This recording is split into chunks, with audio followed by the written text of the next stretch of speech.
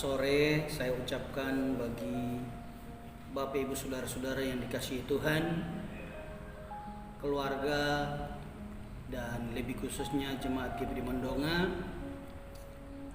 melalui pengamatan dan belajar yang lumayan lama, maka melalui sore hari ini saya ingin berbagi beberapa bagian dari firman Tuhan tentang akhir zaman.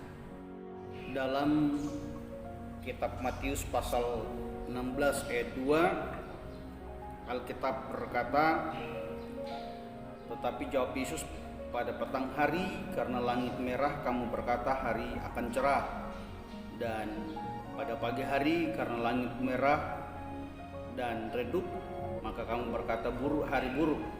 Rupa langit kamu tahu membedakannya, tetapi tanda-tanda zaman tidak." Tuhan rindu agar supaya kita tahu tentang tanda-tanda akhir zaman, supaya hidup kerohanian kita sejalan dengan apa yang dikehendaki oleh Tuhan melalui firman-Nya. Matius 24 ayat 36 berkata seperti begini, "Langit dan bumi akan berlalu, tetapi perkataanku tidak akan berlalu. Tetapi tentang hari dan saat itu tidak seorang pun yang tahu, malaikat-malaikat tidak di sorga tidak, dan anak pun tidak, hanya Bapa sendiri." Kata "tahu" di situ itu ditulis dalam bahasa Yunani oide, bukan ginosko, yang artinya kita tidak akan tahu apabila kita tidak cari tahu. Nah, dengan demikian maka kita disuruh cari tahu apa dasar-dasar Alkitab atau apa tanda-tanda akhir zaman supaya kita tahu. Dengan demikian maka saya membagikan perimpunan 7 hal untuk kita mengerti, memahami tentang tanda-tanda akhir zaman. Yang pertama, terjadinya perang dunia. Matius 24 ayat 7, "Sebab bangsa akan bangkit melawan bangsa dan kerajaan melawan kerajaan. Akan ada kelaparan dan gempa bumi di berbagai tempat." Perang dunia sudah sering kita lihat, baik perang secara fisik maupun perang senjata api, dan pada akhirnya sekarang ini kita dapati bukan lagi cuman perang secara fisik atau senjata api, tapi ternyata sementara ini dunia mempersiapkan perang nuklir, perang senjata biologis dan lain sebagainya. Dan ini kita sudah mengetahuinya, dan itu tanda awal di mana tanda akhir zaman terjadi. Yang kedua, munculnya Mesias palsu dan juga nabi-nabi palsu. Di mana-mana terjadi begitu banyak orang yang muncul sebagai nabi-nabi palsu, dan ini pun juga bukan hanya bicara tentang nabi palsu atau Mesias palsu, tetapi juga berbicara tentang ajaran-ajaran palsu.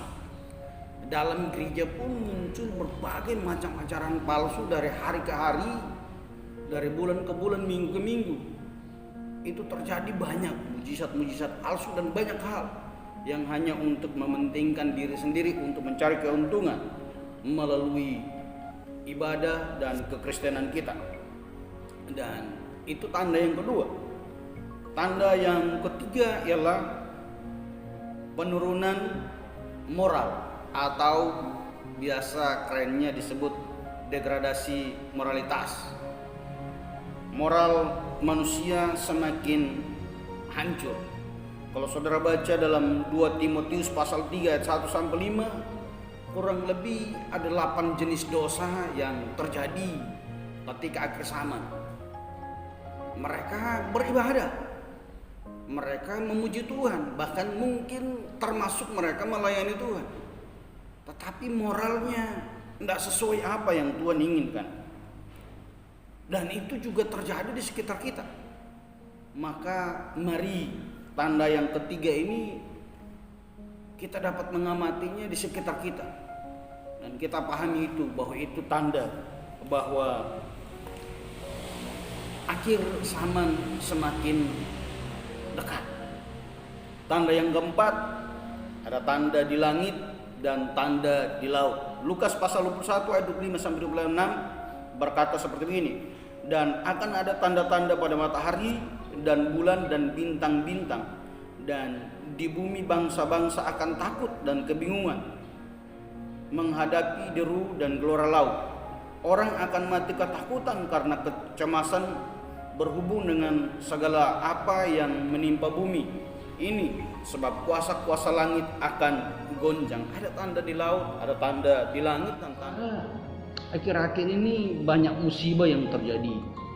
Di laut terjadi tsunami, di bumi terjadi gempa bumi, di langit juga ada tanda-tanda yang aneh muncul. Dan ini semakin memperkuat, semakin mempertegas bahwa akhir zaman itu semakin nyata. Dengan demikian maka mari kita tinggalkan hal-hal yang salah dan semakin mendekatkan diri kepada Tuhan. Yang kelima, semakin banyak orang meragukan kedatangan Tuhan. Sejak saya masih sekolah minggu pun sudah dibilang bahwa Tuhan akan datang. Bahkan mungkin Bapak Ibu yang lebih tua dari saya pun juga dari sekolah minggu sudah dengar bahwa Tuhan akan datang kembali. Tetapi tidak muncul-muncul, tidak pernah ada datang-datang, dan banyak orang yang kecewa tentang hal ini. Maka dalam Lukas 18 ayat 8, aku berkata kepadamu, ia akan segera membenarkan mereka. Akan tetapi jika anak manusia itu datang, adakah yang mendapati iman di bumi?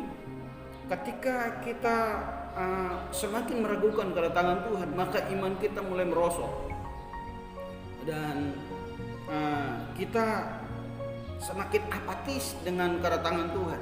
Kita tidak optimis bahwa Tuhan pasti datang, dan akhirnya kita berbuat semena-mena. Ini yang terjadi. Nah, Tuhan bilang, aku datang, apakah aku mendapat iman di bumi?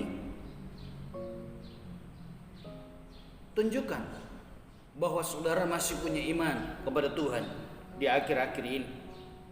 Ayat yang ke-6, situasi masyarakat menjadi seperti zaman Nuh.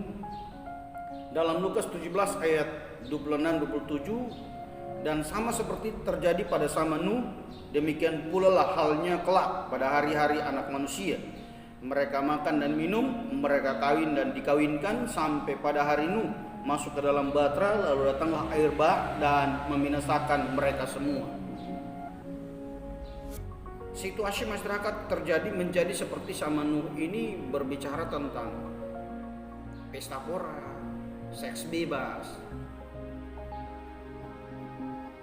Terjadi waktu zaman Nuh. Bahkan zaman Sodom dan Gomora dihancurkan itu pun karena seks bebas. Nah, saudara, kita lihat di kondisi di beberapa negara sudah dilegalkan bahwa kawin sesama jenis itu dilegalkan, bukan lagi sesuatu yang haram. Maka mereka bebas berpesta seks antara laki-laki dan laki-laki, antara perempuan dan perempuan. Nah, ini yang kondisi ini terjadi pada zaman Nuh. Kondisi ini terjadi pada zaman Sodom dan Gomora, dan situasi zaman dulu itu terjadi saat ini. Ini berarti semakin mempertegas hari Tuhan semakin dekat. Dan yang paling terakhir, Bapak Ibu Saudara-saudara, dalam Wahyu pasal 13 ayat 17 berkata seperti ini, dan tidak seorang pun yang dapat membeli atau menjual selain daripada mereka yang memakai tanda itu, yaitu nama binatang itu atau bilangan namanya. Kalau saudara baca terus ayat-ayat itu, maka saudara akan dapati bahwa yang terakhir, tanda yang terakhir yang saya ingin bagikan adalah dunia menuju pada satu sistem pemerintahan, dan satu sistem ekonomi. Ini tanda yang terakhir apabila saat ini dunia sementara mengalami krisis ekonomi, dan ini dari berbagai sumber yang saya pernah baca beberapa waktu ini dan juga di YouTube saya dengar bahwa ini sementara menuju kepada pasar bebas, dan akhirnya bisa jadi bahwa beberapa tahun ke depan itu akan menjadi kenyataan bahwa dunia hanya satu pemberi sistem ekonominya menjadi satu mata uang dan juga satu sistem pemerintah. Nah, di situ ketika dalam kondisi ini terjadi, maka semua orang akan pakai tanda khusus baik di dahinya atau juga di tangannya, menyebabkan kalau tidak mempergunakan tanda ini maka kita tidak bisa menjual dan tidak bisa membeli. Kalau saudara baca Wahyu kembali, maka itu akan berbicara tentang antikris.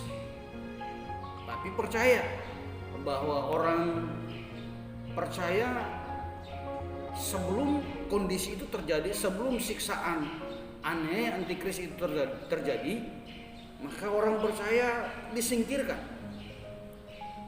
dipelihara secara khusus untuk masuk ke era baru, 1000 tahun damai yang Tuhan sediakan bagi orang percaya. Berharap dan berdoa agar supaya apa yang saya jelaskan ini semakin dijelaskan oleh Roh Kudus bagi kita, sehingga kita semakin yakin dengan tanda-tanda bahwa Tuhan semakin dekat.